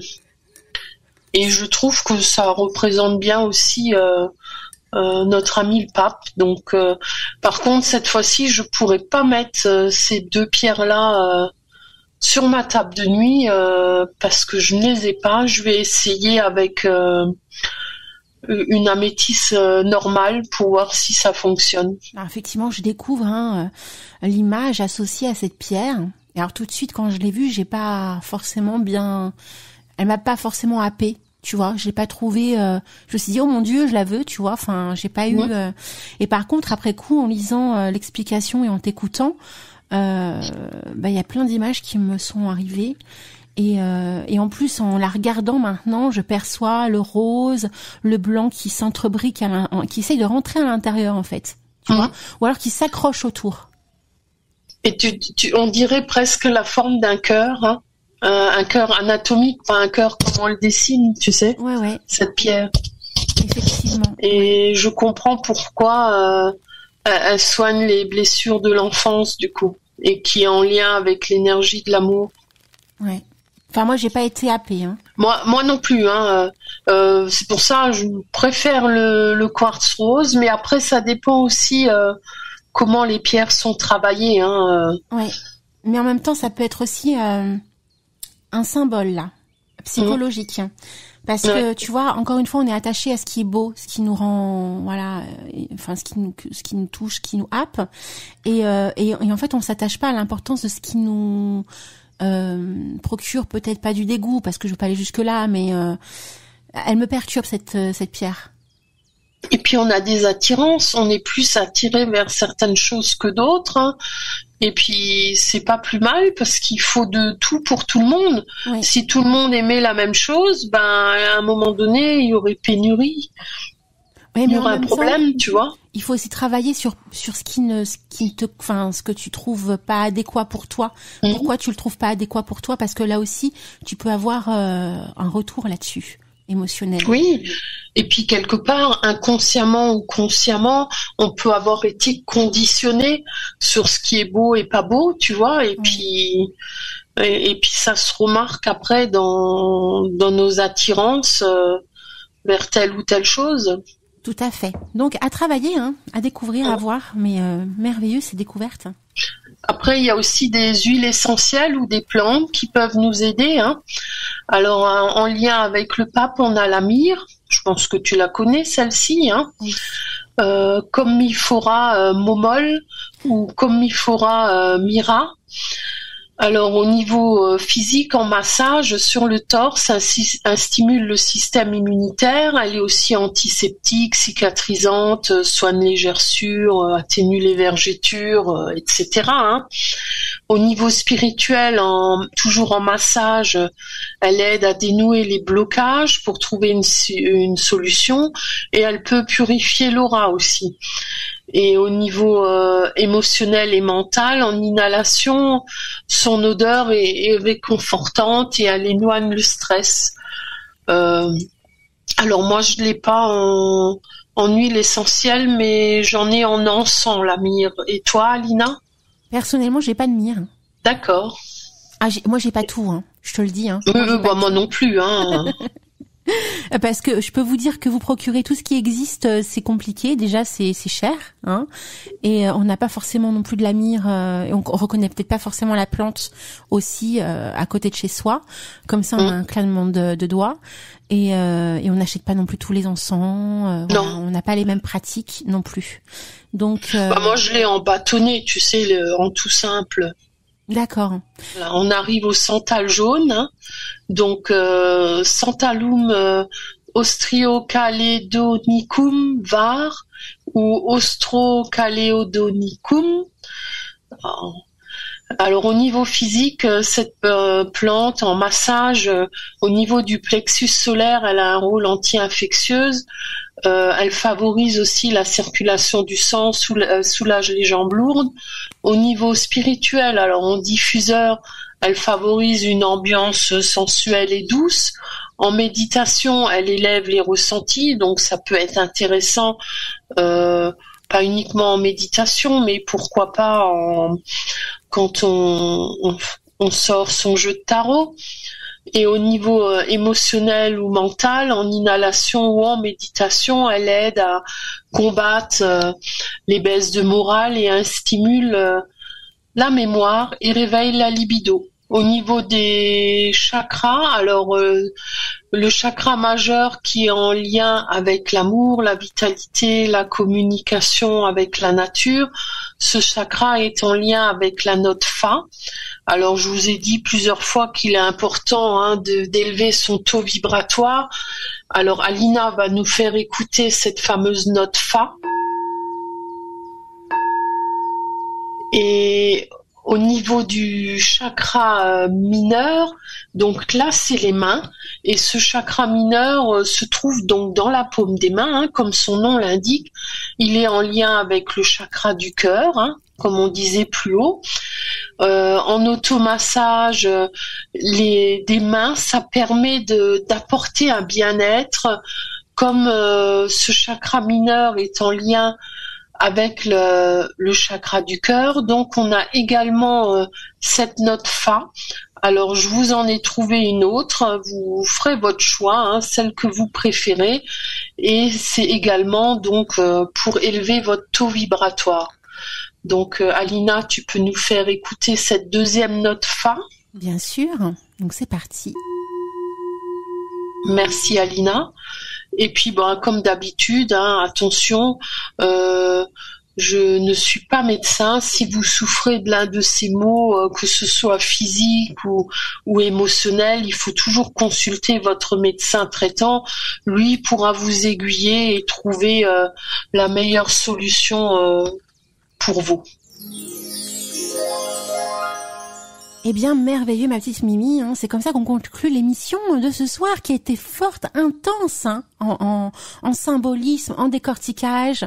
Un énorme merci à toi, ma très chère Mimi, pour cette merveilleuse soirée, vraiment. De rien. J'espère que tout le monde aura apprécié comme toi, ce que j'ai pu vous dire sur le pape. Et j'avoue que même avoir manqué juste une émission, ça m'a manqué, tu vois. Ah oui. Ne pas avoir été là pour l'empereur, ça m'a manqué. Mais on peut pas être partout, Alina. Et non. Et non. Donc, et puis ça permet aussi à d'autres witches de découvrir l'envers du décor de la préparation de cette émission aussi. Bien sûr. Et puis tu vois, avec Isilionne, ça avait une autre dimension, une autre, malgré que c'était la même trame de plan, on avait une autre façon de l'aborder. Effectivement, parce que comme chacun apporte aussi sa personnalité, ça fait que la dimension du rendu, même si c'est le même plan, arrive à être un petit peu différent d'une session à une autre, et ça c'est magnifique.